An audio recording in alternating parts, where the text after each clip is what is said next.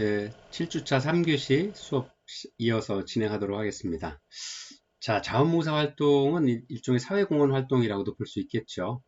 그래서 자원봉사 활동은 우리 사회에서 굉장히 꼭 필요한 활동들이었습니다. 그래서 여러분들이 지금까지 공부해 오셨던 것처럼 자세는 어때야 되는지, 또 기본적으로 좀 이해하고 계셔야 될 부분들이 무엇인지, 그 다음에 올바른 자원봉사자의 자세, 또 그렇지 않은 바람직하지 않은 자원봉사자의 자세까지도 함께 공부를 해봤습니다. 자, 자원봉사자의 자세는 이렇게 또 나눠볼 수 있을 것 같습니다. 또 자원봉사를 시작하기 전에 어떤 준비를 해야 되는지, 또 자원봉사 활동 중에 어떤 준비를 해야 되는지, 또 마지막 종결 단계에서는 어떤 그 자세를 가지고 임해야 되는지를 한번 같이 공부를 해볼 건데요. 첫 번째, 사전 준비 단계에서의 준비 자세입니다. 자, 자원봉사는 무엇이고, 자원봉사가 왜 필요하고, 또 자원봉사는 어떻게 하는지, 이런 것들에 대한 기본적인 이해를 도모하기 위해서 사전 교육들을 좀 받는 게 좋겠다라고 생각을 합니다. 왜냐하면 우리도 한번 얼핏 생각해 보시면 좋을 것 같은데요. 자원봉사 센터에도 등록을 하시면 기본 소양 교육들을 받으시죠. 아니면 활동을 참여하기 전에, 아니면 기관에 처음 가셔도 그게 뭐 기관에 따라 전문적인 교육을 하는 경우도 있고 그렇지 않은 경우들도 있을 겁니다만, 한번 생각을 해보시면 첫 번째 기관을 찾아가셨다라고 예를 들면, 우리 기관은 어떤 일을 합니다. 또 대상은 어떻고, 여러분들이 자원봉사자를 만났을 때 이러이러한 자세로, 아니면 이러이러한 태도로, 아니면 이러이러한 전문적인 어떤 지식들은 좀 가지고 계셔야 됩니다. 라는 간단하게라도 5분이라도 10분이라도 자원봉사 관리자께서 설명을 해 주실 겁니다. 그래서 그런 어떤 사전 준비 단계에서의 그런 교육들을 받는 것들이 좀 필요하다라는 이야기고요. 두 번째, 왜 자신이 봉사를 하러 가는지, 또 자원봉사 활동의 목적은 무엇이었는지, 그 다음에 봉사 정신을 하고자 했던 내 초심이 어떤 건지, 이런 것들을 좀 스스로 좀 마음속으로 좀 다잡아 보시는 것들이 필요하고요. 세 번째, 자원봉사 활동 터전과 활동 거리를 선택하고 자신에게 주어질 역할에 따라서 활동 계획들을 좀 수립을 해 보시는 게 좋겠다라는 이야기입니다. 또 네 번째, 자신이 봉사해야 될 대상이나 기관의 어떤 특성과 욕구에 대해서 사전에 정보를 입수해서 계략적으로 파악을 하고 가시는 게 좋겠다라는 거죠. 우리가 여러분들 직장을 구해서 면접을 보러 갈 때도 그렇게 하시죠. 내가 어떤 기술을 가지고 있고, 또 왜 이런 직장을 구해야 되는지, 아니면 그래서 그 많은 직장 중에서 그 직장의 특성에 대해서도 공부를 하고 나와 맞는지도 공부를 하시죠. 그 다음에 내가 지원하고자 하는 어떤 기관에 대해서, 아니면 직장에 대해서도 사전에 인터넷을 통해서든, 아니면 어떤 회사에서 공개한 자료들을 통해서 어떤 일들을 하고, 뭐 연 매출은 어떻고, 또 직원들에 대한 복지는 어떻고, 또 이런 것들에 대해서 다 사전에 조사를 하시는 것처럼, 그런 어떤 미리미리 좀 알아야 될 부분들에 대해서는 자원봉사일지라도 좀 미리 준비를 하시는 게 좋겠다라는 것들을 이야기를 하고 있습니다. 이 세 번째로 활동 단계에서, 그러면 제가 자원봉사 기관도 정했고 클라이언트도 만나서 하면, 할 때 자원봉사를 진행 중에서는 어떤 준비를 좀 해야 되는지 보도록 하겠습니다. 첫 번째 봉사활동에서의 지녀야 될 자원봉사의 태도로는 자원봉사 대상자에게 공손하게 인사하고 자신을 소개하는 게 필요하다. 그 다음에 친밀한 관계를 형성하기 위해서 노력해야 된다. 사회복지사들이 첫 클라이언트를 만났을 때 이야기죠. 라포 형성이 좀 필요합니다. 초기 면접을 통해서 라포 형성을 하고 신뢰관계를 형성하고 친밀한 관계를 형성하고, 그 다음에 클라이언트와 업무를 진행을 해 나가는 것처럼 자원봉사자도 이런 과정들이 좀 필요하다라고 이야기를 하고 있고요. 또 사전에 획득한 정보를 다시 확인해서 봉사 대상자를 좀 정확히 이해하는 게 필요하다라는 이야기입니다. 또 피곤한 모습이나 하기 싫은 눈치를 보여서는 안 된다. 그 다음에 단정하고 봉사하기에 편안한 옷차림과 치장을 해야 된다라는 이야기입니다. 뭐 과도한 화장을 통하거나 아니면 액세서리를 많이 하셔서 그러한 것들 때문에 봉사활동이나 아니면 상대방에게 좀 거리감을 두게 한다 하는 것들은 좀 지양해야 될 부분이다라고 설명을 하고 있고요. 또 자원봉사자가 할 수 있는 일과 할 수 없는 일들을 좀 명확하게 구별을 해서 알려주는 것들이 좀 필요하다라고 이야기를 하고 있습니다. 또 본인이 좀 무리하게 자원봉사자나 수요자나 아니면 기관에 요구를 한다라 그러면 본인의 의사를 좀 정확히 전달해 주시는 것도 포함이 된다라고 할 수 있습니다. 예를 들어서 기관에서는 어떤 부분까지도 원하는데 제가 제공할 수 있는 게 여기까지다라 그러면 본인의 능력이나 아니면 어떤 부분들 한계에 대해서 정확하게 자원봉사 기관에 전달해 주는 것도 반드시 필요한 일의 하나라고 이야기를 할 수 있습니다. 자, 두 번째는 실제로 첫 만남 때를 통과해서 실제 자원봉사를 전개할 때의 이야기인데요. 할 수 있는 것, 그 다음에 작은 것부터 하나씩 순서대로 처리해 나가는 게 좀 필요합니다. 또 약속은 꼭 지켜줘야 되고요. 사정이 생기거나 하면 미리 좀 연락을 해서 상대방의 양해를 구하는, 클라이언트에게 구하든 아니면 기관에도 오늘은 제가 회사에 급한 일이 생겨서 봉사를 하기로 간 날이지만 부득이 참여를 못한다라는 것들을 사전에 하루 전에든 미리 좀 알려주시는 게 좋을 것 같아요. 그 다음에 자원봉사 활동 기록 노트를 참조해서 봉사활동 내용들을 기록하고 비상시에 연락 방법 등을 좀 알려주는 게 좋겠다라는 거고요. 또 활동 일지를 작성하고 담당 직원이나 지도자, 슈퍼바이저에게 수시로 정기적으로 보고하는 게 필요합니다. 또 지역사회 다른 자원이나 자원봉사자를 연결하려고 노력을 하는 게 필요하고요. 또 다른 자원봉사자나 전문가와 협력관계를 좀 잘 유지해 나가야 되겠다 하는 겁니다. 또 마지막으로 어떤 형태로든 금전거래를 하지 않는 게 좋습니다. 이런 것들이 자원봉사 활동을 실제 진행을 해 나가는 과정 중에서 필요한 부분들이고요. 또 자원봉사자가 의사소통을 하는 경우에 취해야 될 태도라고 이야기를 하면 첫 번째, 상대방의 눈높이에서 알기 쉬운 말로 이야기를 해주는 게 좋겠습니다. 대화라고 한 의사소통이라고 하는 건 수평적인 자세에서의 의사소통이 좀 필요하죠. 요즘 저희가 이제 사회적인 문제로 되고 있는 게 뭐 갑질에 대한 부분들 아니면 또 뭐 어떤 의사소통에서의 어떤 장애가 생기는 많은 부분들이 실제로는 어떤 자기가 전문가라고 해서 전문적인 어떤 단어를 쓴다라거나 이런 부분들은 상대방 입장에 있어서 보면 굉장히 거리감을 느낄 수밖에 없고 그렇게 되면 신뢰관계가 형성되기가 좀 많이 어려운 상황에 처할 수밖에 없는 거죠. 그래서 대화는 의사소통에 있어서는 클라이언트의 수준에 맞는 클라이언트가 이해할 수 있는 어떤 대화들, 단어들 그런 것들을 사용하는 게 좋겠다. 그 다음에 두 번째는 아무리 사소한 얘기라도 귀담아 듣는다. 우리가 흔히 이야기해서 경청해야 된다라고 이야기를 하죠. 즉 적극적인 경청이 이루어져야 된다라고 이야기를 하고 있습니다. 또 세 번째, 서로 공감할 수 있는 화제를 선택해야 된다. 대화의 대상이 서로 알고 있고 서로 관심 있는 분야로 대화의 주제를 삼는 게 좋겠다라는 얘기고요. 또 지나친 농담이나 반말을 삼가고 존칭을 사용해 주시는 게 좋겠다라는 겁니다. 또 본인이 없는 곳에서 타인의 흉을 보지 않는다라는 이야기죠.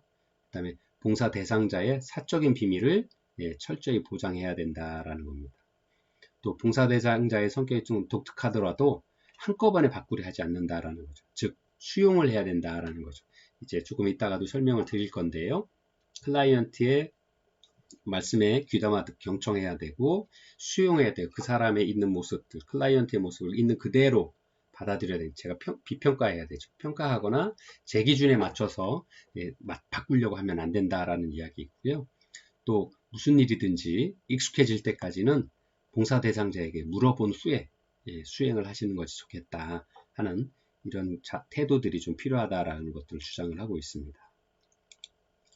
종결 단계에서 이제 마지막으로 자원봉사자를 종결하는 단계에서는 어떤 자세들을 가져야 되는지 좀 보면요. 그날의 자원봉사 활동의 과정을 점검해보고 무엇이 문제였고 또 더 잘할 수 있는 방법은 없었는지 한번 반성해보고 업무를 좀 되돌아보는 시간들을 좀 가질 필요가 있다라는 이야기. 두 번째, 자원봉사 활동 평가 회의에 참여해서 자신의 자원봉사 활동을 보고하고 이에 대한 평가와 지도를 받는 시간들이 좀 꼭 필요하다라는 거죠. 세 번째, 다음 자원봉사 활동을 위해서 준비해야 될 사항들이 무엇인지를 좀 미리미리 파악을 해보는, 미리미리 준비해보는 이런 시간도 좀 필요하고요. 마지막으로 더 나은 양질의 봉사를 위해서 지식과 기술들을 습득하고 또 필요하다 그러면 그 기관에서 하는 그 교육이나 학습의 시간들에 좀 참여하는 것들도 좀 필요하다랍니다. 또 그 교육을 받거나 참여하는 것들도 자원봉사의 시간에 들어갈 수 있는 거죠. 또 그런 과정들을 통해서 수요자들에게 아니면 기관에게 더 좋은 봉사를 제공해 드릴 수가 있게 되는 거죠. 그래서 이러한 어떤 그 활동 단계에서 자원봉사자의 자세에 대해서 한번 공부를 해봤고요. 네 번째는 이제 자원봉사의 실천 기술입니다. 자원봉사자들도 그 다음에 그 자원봉사를 하고 있는 과정 중에서 자원봉사라는 건 누군가 상대가 있는 거잖아요. 그 상대와의 관계를 좀 어떻게 만들어 나갈 거냐. 첫 번째, 관계 형성 기술입니다. 그래서 자원봉사 실천에서의 관계는 전문적 관계, 여러 가지 관계들이 있을 수 있는데, 첫 번째가 자원봉사 실천의 관계라는 게 대상이 생기는 거죠. 자원봉사자와 봉사 대상자, 아니면 자원봉사자와 자원봉사를 해야 될 기관, 이런 관계들이 여러 가지 관계가 만들어지게 되는데요. 그 관계에 있어서는 자원봉사를 하게 되는, 누군가와 교류하게 되는 그 통로를 이야기를 하는 거죠. 그래서 또 단순하게 이야기한다라 그러면 제가 가진 기술이나 경험들, 지식들, 아니면 뭐 다른 어떤 여러 가지 재원들을 사회적인 재원이든 물리적인 지원이든 뭐 비물리적인 지원이든 그런 것들을 돕는 관계를 만들어 나가는 거죠. 그래서 그런 관계들 속에서 전문적인 관계를 맺어가야 되는데 그 전문적인 관계, 전문적인 자원봉사자로서의 관계를 맺기 위한 첫 번째 기본 요소는 바로 수용입니다. 이 전 시간에도 자원봉사의 자세에 대해서 말씀을 드렸을 때 동일한 부분들이 계속 주장이 되었었는데요. 첫 번째 수용이라고 하는 것은 여러분들 교재에도 잘 나와 있습니다만 96페이지부터 설명이 되어 있습니다. 봉사 대상자를 자신의 감정과 사고에 대한 권리를 가진 독특한 개인으로 배려하고 봉사 대상자에 대한 진실된 관심과 인식, 경청하는 태도, 그들의 행동에 대한 주의 집중, 돕고자 하는 열망의 전달, 봉사 대상자에 대한 진실된 염려들을 의미합니다. 즉, 봉사자를 있는 그대로 받아들이는 거죠. 그분의 성격이 어떻든, 그분이 성격을 평가하고 잘못됐으니까 고쳐라, 아니면 그거는 잘못된 선택을 하셨으니까 올바른 선택을 위해서 이렇게 해야 됩니다 라고 강요하거나 강제하지 않고요. 봉사자의 모습을 있는 그대로 받아들이려고 노력을 하는 게 바로 수용입니다. 만약에 이제 관계를 맺기 위해서 그분들 고치려고 한다라 그러면 그러한 일들은 자원봉사자의 업무 권한이 아니라 전문가들의 권한이 될 수밖에 없겠죠. 예를 들어서 저희가 자원봉사자인데 그분이 감기 걸렸다라 그래서 감기약을 함부로 사다가 드릴 수 있나요? 그렇지 않죠. 그냥 감기가 걸려있는 상태구나. 그러기 위해서 그분이 제가 자원봉사자로서 도와드려야 될 부분들이 어떤 건지를 이해하고 그대로 받아들이는 것들이 필요하다라는 이야기입니다. 두 번째가 감정이입입니다. 감정이입이란 건 뭐냐면 타인이 가진 수용과 비슷한 의미라고도 볼 수 있는데요. 그분의 가지고 있는 환경이나 아니면 의사 방식, 또 사고 방식, 뭐 이런 것들, 또 대화의 방식 이런 것들을 제가 어떻게 하지 않고 있는 그대로를 받아들이고 이해하려고 하는 노력들입니다.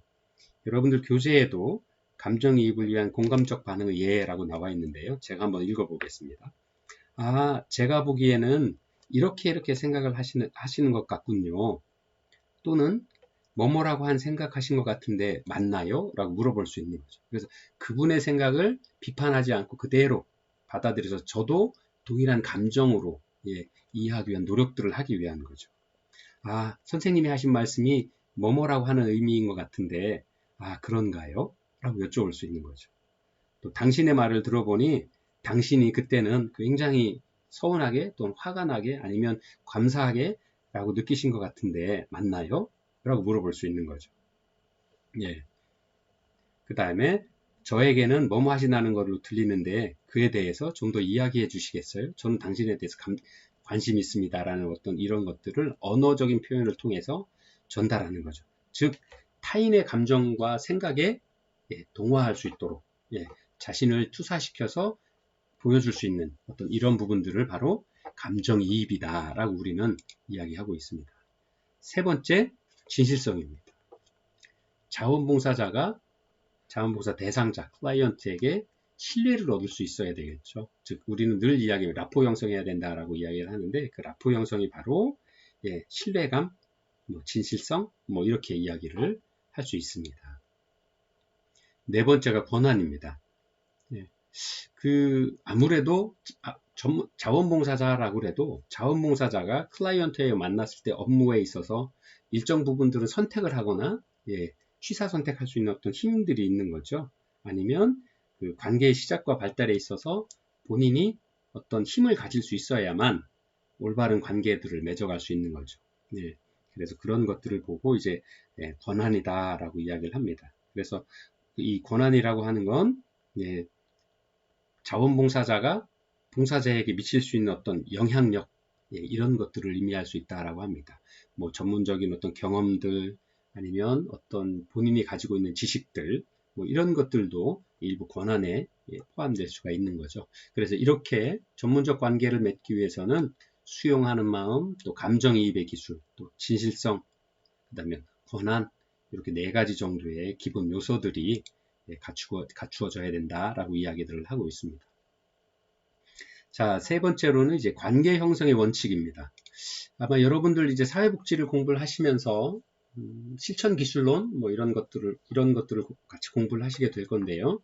거기에도 보면 비에스틱의 관계 7원칙이 잘 설명되어 있는데요. 같은 부분들로 구성이 되어 있습니다. 첫 번째, 개별화의 원칙입니다. 서비스 대상자들은 각자가 다 독특한 개성을 가지고 있고요. 그분들에게는 그분의 특성에 맞는 독특한 개별적인 어떤 서비스들이 전달돼야 되고 평가가 이루어져야 된다라는 겁니다. 그래서 일반 대중적으로 똑같다, 클라이언트는 다 똑같다, 노인분들의 요구는 똑같다라고 해서 동일하게 판단을 하는 것이 아니라 그분이 나의 서비스 대상자가 처한 상황, 아니면 그분들이 가지고 있는 특성들에 따라서 각자에 맞는 서비스들, 각자에 맞는 그 전문 자원봉사자들과의 관계가 맺어져야 된다라고 하는 겁니다. 그래서 이러한 부분들이 첫 번째 개별화의 원칙이고요. 두 번째가 의도적인 감정 표현의 원칙이다라고 하는 겁니다. 즉, 아까 감정이입에서는 그분의 클라이언트의 감정이 어떤 건지를 이해하고 공감하기 위해서 그분의 의사 표현이나 생각들을 제가 동일하게 느끼기 위한 노력들을 한다라고 한 거죠. 자신에게 투사시키는 거라고 말씀을 드렸는데요.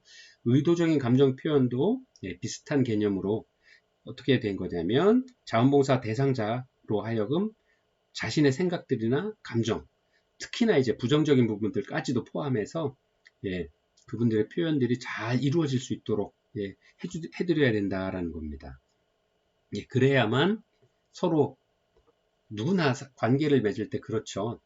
좋은 부분만 보여진다라고 할 수는 없죠. 물론 그렇게 해서 좋은 관계를 맺어갈 수 있다라고는 좋지만 사람은 이렇게 감정의 기복이 있죠. 어떨 때는 굉장히 좋을 수도 있고 나쁜 부분들도 있고 또 우리가 좋은 관계를 맺으려면 좋은 부분뿐만 아니라 부정적인 부분들까지도 서로 의사소통이 이루어지고 서로 공감대가 이루어질 수 있어야 좋은 관계를 맺을 수 있죠. 그래서 그러한 부분들까지도 잘 표현될 수 있도록 좀 도와주셔야 된다라는 겁니다. 그래서 그것을 우리는 의도적인 감정 표현의 원칙이다 라고 이야기를 하고 있습니다. 또 세 번째가 통제된 정서적 관여의 원칙이다 라고 하는데요. 봉사 대상자가 무엇을 느끼고 생각하는지에 대해서 민감하게 파악하고 대처해야 된다라는 겁니다. 그래서 그 봉사자 대상자의 주관적인 경험들 이런 것까지도 감정들까지도 같이 경험함으로써 그 봉사 대상자가 어떻게 느끼는지 감정이입적 태도, 그 다음에 행동의 표현, 그 봉사 대상자의 행동에 대해서도 적절하게 대응해 주는 것들을 보고 바로 통제된 정서적 관여의 원칙이다라고 이야기를 합니다. 어떤 부분에 있어서는 감정이입에 관한 부분들까지도 많이 표현이 되어 있죠. 그래서 그런 부분 원칙들이 좀 필요하다라고 이야기를 하고 있고요. 또 이야기가 되고 있는데 수용의 원칙입니다. 봉사 대상자의 마음을 그대로 평가하지 않고 그대로 받아들이는 부분들이죠. 긍정적인 부분, 비긍정적인 부분들도 바람직하지 행동이나 또 바람직한 행동 다 포함을 해서 클라이언트에 있는 모습 그대로 평가하지 않고 받아들이는 것. 예, 그러기 위해 노력하는 것. 그게 바로 관계 형성에 있어서의 수용의 원칙이다라고 이야기를 하고 있습니다. 예, 다섯 번째가 비심판적 태도의 원칙입니다. 일관되게 말씀드린 것처럼 그 클라이언트에 대해서 제가 평가하거나 심판하지 않는 거죠. 왜? 그 사람은 클라이언트는 클라이언트로서 벌써 인격적인 존재이기 때문에 예, 그분은 제 생각을 가지고 평가할 수 있는 게 아니죠. 그분이 가지고 있는 환경, 예, 처해진 어떤 삶의 주변 여건에서 최선의 선택을 하기 위해 계속 노력을 해왔다라는 것들을 인정을 해야 되는 거죠. 수용하고 심판하지 않는 것, 네, 이런 것들이 바로 비심판적인 태도의 원칙이다라고 이야기를 하고 있고요. 여섯 번째가 봉사 대상자의 자기결정의 원칙입니다. 계속해서 말씀드리자면 일맥상통한 부분들이 봉사 대상자의 자유의사를 좀 존중해줘야 된다는 겁니다. 그래서 실제 어떤 일을 하고자 할 때도 아무리 저희 판단에는 A, B, C라는 길 중에서 A라는 길이 좋다라 그래도 그 길을 선택하는 건 제가 아니라 봉사 대상자가 선택을 해야 된다는 거죠. 그래야 자기 결정을 해야만 자기가 자기 결정에 대해서 최선을 다하고 그 결과가 어떻게 나오든지 간에 긍정적이든 부정적이든 간에 수용할 수 있다라는 거죠. 그렇지 않고 예를 들어 자원봉사자가 경험도 많고 학식이 많으셔서 A란 길보단 B란 길이 좋아요 라고 글로 가세요 라고 했을 때 예, 물론 그게 최선의 선택일 수는 있습니다만 봉사 대상자한테는 본인의 판단이 아니기 때문에 본인이 최선을 다하는 거에도 회의를 느낄 수 있고 예를 들어서 그게 좋은 결과가 나왔으면 아주 이상적이겠지만 부정적인 결과가 나왔을 때 과연 봉사 대상자가 그걸 잘 이해하고 받아들일 수 있을지에 대해서는 의문을 표하지 않을 수 없습니다. 그래서 우리가 자원봉사를 하든 아니면 사회복지사로서의 사회복지 프로그램을 시청을 할 때도 그거에 대한 판단 여부는 클라이언트가 봉사 대상자가 스스로 결정할 수 있도록 지원해 줘야 한다라는 부분들입니다. 또 일곱 번째 마지막으로 비밀 보장의 원칙입니다. 계속되는 이야기입니다만 업무 중에 자원봉사를 하는 과정 중에서 알게 된 봉사 대상자의 어떤 비밀들 아니면 표현하고자 하지 않는 어떤 부분들 요즘 들어서는 개인의 개인 정보라든가 아니면 그 상담 과정에서의 어떤 많은 정보들을 반드시 특별한 케이스가 아니면 그 업무를 행할 때에만 공개하고 그렇지 않은 일상에서는 비밀 보장을 해줘야 된다는 원칙입니다. 그래서 이것은 아주 기본적인 어떤 원칙이다. 그래서 그 7가지 원칙을 BST의 관계 치료 원칙이다라고 개별화의 원칙, 의도적 감정 표현의 원칙, 통제된 정서적 관여의 원칙, 또 수용의 원칙, 비심판적인 태도의 원칙, 봉사 대상의 자기 결정의 원칙, 또 비밀 보장의 원칙 이렇게 7가지로 이야기를 하고 있습니다. 또 첫 번째 봉사자에 대한 그 실천 기술 중에서 그 기본 원칙을 설명을 드렸고요. 두 번째가 이제 면담과 의사소통의 기술입니다. 자, 저희가 이제 그 면담하거나 하는 것들이 굉장히 많죠. 왜냐하면 자원봉사자들로 처음 그 봉사자를 만날 때 아니면 기관에 갔을 때 여러 가지 일들을 하게 되면 그 의사소통이 반드시 필요하죠. 첫 번째가 의사소통 기술에서는 비언어적인 의사소통 기술입니다. 두 번째가 언어적 의사소통이 될 수도 있겠죠. 네. 근데 우리가 의사 표현을 할 때 여러분들은 언어적 의사소통이 많다라고 생각을 하십니까? 비언어적인 의사소통 기술이 많다라고 보십니까? 실제로 많은 연구들에서 보시면 비언어적인 의사소통이 훨씬 더 많은 의사소통을 하기 위한 수단으로 이용되고 있다라고 이야기를 하고 있습니다. 그래서 모 연구에서는 언어적 의사소통이 전체 의사소통의 30% 전후다. 실제로는 말로 하지 않아도 비언어적인 의사표현 방법에 많은 어떤 의사전달의 의사소통의 수단으로 사용되고 있다라고 이야기를 하고 있죠. 그래서 비언어적인 의사소통에 대해서 먼저 좀 알아보면 첫 번째가 표정입니다. 클라이언트를 만났을 때 제 표정이 어떤지에 따라서 클라이언트는 자원보호 대상자는 벌써 자원봉사자에 대한 평가들을 어느 정도 가지게 되죠. 그것을 우리는 쉽게 이야기하면 선입견, 편견 이렇게 이야기를 하는데 그래도 어쩔 수 없는 게 첫인상이, 첫 만남에서의 첫인상이 상대방에 대한 평가의 많은 부분을 차지한다라는 것을 부정할 수는 없을 겁니다. 저희가 살아오면서도 저 또한 그런 경험들을 하고 있었는데요. 그런 부분들이 바로 첫 번째 표정에서 좀 많이 드러나는 부분들이 있다. 두 번째는 시선 처리입니다.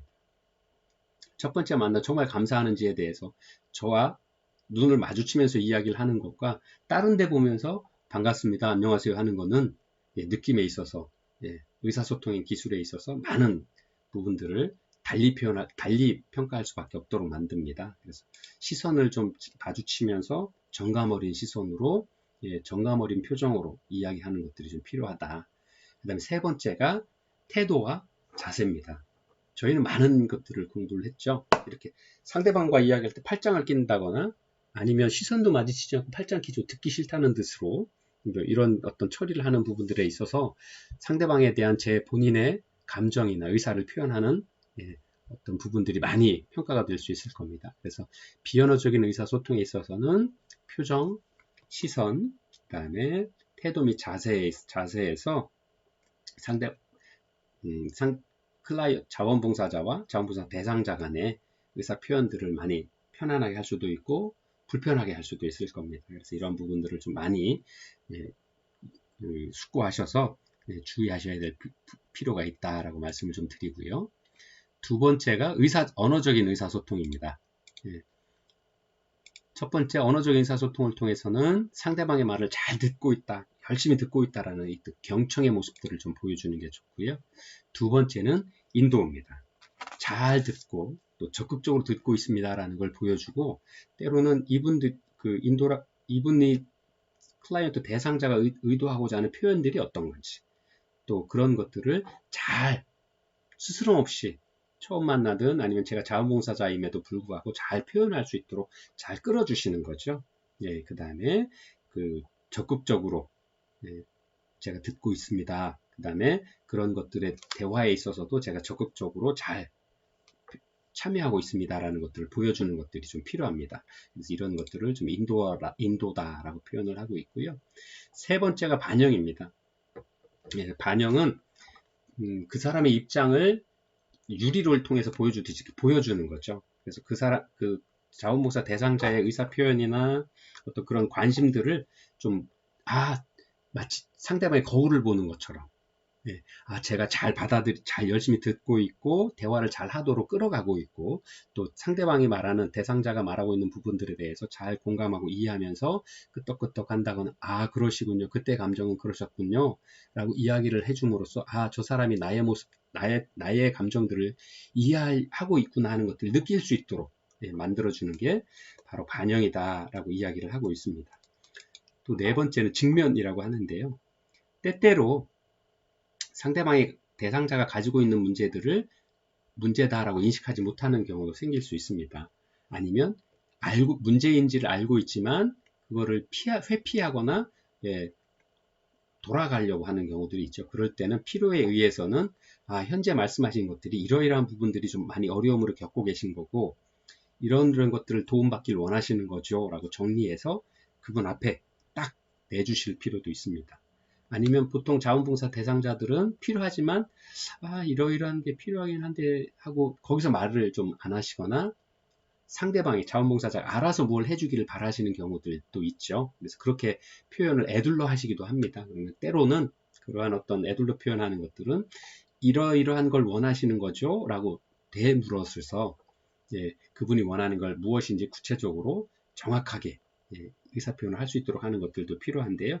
이런 것들이 좀 직면이라고 하고요. 또 이러한 그 직면의 기술은 봉사 대상자가 받아들일 수 있는 어떤 관계가 있는지 또 준비를 하고 있는지에 대해서도 좀 미리 파악을 하시는 것들이 기술적으로 좀 필요한 부분이 생길 수 있습니다. 또 다섯 번째가 해석입니다. 상대방의 말이 어떤 것들을 이야기를 하고 있는 건지 또 필요하면 또 그런 것들이 전체적인 표현을 하지 않지만 일부분을 표현을 해서 내가 원하는 게 뭔지 이야기하는 아까 말씀드린 에둘러 표현하는 것들이 있죠. 그래서 그런 것들을 봉사자께서 이해하실 수 있고 캐치하실 수 있도록 받아들일 수 있도록 하는 어떤 그런 해석들이 좀 필요합니다. 그래서 봉사 대상자 스스로도 또는 그 봉사 대상자 스스로도 그 문제를 해석할 수 있도록 자신의 문제가 무엇인지, 자신의 욕구가 무엇인지, 자신에게 내가 지금 받고자 하는 서비스가 어떤 건지를 스스로 생각해 볼 수 있도록 여러 가지 질문을 던져서 본인의 생각도 스스로 좀 되돌아보고 정리할 수 있도록 하는 것, 이런 것들이 좀 그 해석이라고 할 수 있고요. 다만 이럴 때는 자원봉사 대상자의 아픈 부분들, 아니면 드러내기 싫어하는 부분들은 좀 최대한 이렇게 보호해 주시면서 고통스러운 감정을 건드리지 않는 선에서 해석을 해주는 것들이 좀 필요합니다. 그 다음 6번째가 이제 조언입니다. 어드바이스라고 하는 거죠. 근데 조언은 좀 조심하셔야 될 부분들도 좀 필요합니다. 근데 자원봉사 대상에 있어서의 조언은 이제 필요한 부분들이 무엇인지, 서비스가 어떤 것들이 있는지, 이런 정보 제공 활동들을 하는 것들을 의미합니다. 그래서 그 봉사 대상자가 자원봉사자가 줄 수 있는 정보들이 어떤 게 있는지, 이런 것들을 조언하는 것들, 이런 것들이 바로 이제 조언이다라고 이야기를 하고 있습니다. 그 다음에 요약입니다. 마지막으로 7번째가 자원봉사자와 대상자 간에 많은 대화가 이루어질 수 있을 거고, 의사소통의 과정 중에서 필요한 부분들이 뭔지, 또 대상자가 어떤 말들을 했는지, 아니면 현재 자원봉사자가 줄 수 있는 게 뭔지를 이렇게 싹 정리를 하셔서 한번 정리해 주셔서 그런 부분들에 대한 요약해서 말씀해 주시는 것들이 좀 필요합니다. 그래서 이런 것들이 바로 비언어적인 의사소통이다, 기술이다. 그 다음에 언어적 의사소통 기술이다. 그 중에 필요한 것들이다. 라고 이렇게 말씀을 좀 드릴 수 있고요. 마지막으로 약속 및 계약의 기술이라고 정리할 수 있을 것 같습니다. 자원봉사자 또는 기관과 자원봉사 대상자 간에 효과적으로 참여하기 위한 약속 및 계약의 과정들이 좀 필요합니다. 그래서 이런 것들은 좀 자원봉사자와 자원봉사 대상자 간에 좀 거리감을 없앨 수 있도록 하는 이런 것들을 좀 하는데요. 사소한 말들에 대한 이해와 배려, 그리고 저항이 최소화될 수 있도록 하는 기술들이 좀 필요하다라고 이야기를 하고 있습니다. 그리고 마지막으로 인내와 이해, 그리고 각기 다른 가치관을 수용할 수 있는 능력들이 좀 필요하다라고 이렇게 이야기를 하고 있습니다. 그래서 이런 계약의 과정들, 즉 구체적으로 뭐 서면으로 하지는 않겠지만 처음에 자원봉사자와 자원봉사 대상자가 만났을 때 서로 제가 해줄 수 있는 일, 의사소통을 통해서 제가 해드릴 수 있는 일은 뭐가 있고, 혹시 대상자가 원하는 것이 무엇이 있는지, 그러면 앞으로 저는 매주 1회, 매주 한 번씩 와서 1시간씩 또 이러한 일을 해드리겠습니다. 그래서 그런 것들을 구두로도, 그 다음에 제가 할 수 있는 일, 할 수 없는 일, 그 다음에 나머지 부족한 유보 대상자의 서비스가 필요하다라 그러면 어떻게 도움을 받을 수 있는지에 대해서 설명을 해드리는 어떤 그런 일련의 과정들, 이런 일련의 계약의 그런 것들을 계약의 과정이다라고 이야기를 하고 있고요. 또 계약이다라고 이야기를 하고 있습니다. 또는 약속이라고도 이야기를 하고 있고요. 그래서 그러한 것들이 지켜져야 되고, 그러한 것들을 잘 해나가기 위해서는 인내해야 되고, 또 대상자에 대해서 이해해야 되고, 또 서로 살아온 과정도 다르고 가치관이 다르지만 그런 것들을 그대로 수용해서 제가 자원봉사자가 자원봉사 대상자에게 자원봉사를 계속 할 수 있는 어떤 시간들이 필요하다. 또 그런 것을 이제 약속 및 계약의 방법을 통해서 서로 신뢰하는 관계들을 맺어가야 된다라는 것들로 이야기를 하고 있습니다. 자, 이렇게 해서 자원봉사의 실천 기술에 대해서 이번 7주차에는 함께 공부했습니다. 자, 이렇게 마무리하고요. 다음 주에는 8주차 시험, 8주차 수업, 자원봉사 실천 분야 및 실천 대상에 대해서 공부해 보도록 하겠습니다. 긴 시간 수고하셨고요. 혹여 이제 수업 시간에 뭐 궁금하시거나 뭐 질문이 있으시면 메일로 보내주셔도 좋고, 뭐 카톡으로 보내주셔도 좋습니다. 아니면 우리가 사용하는 백석톡으로도 주셔도 좋으니까요. 궁금하신 거나 이런 부분들 아무 때고 질문하셔도 좋습니다. 수고하셨고요. 다음 주에 또 뵙도록 하겠습니다. 감사합니다.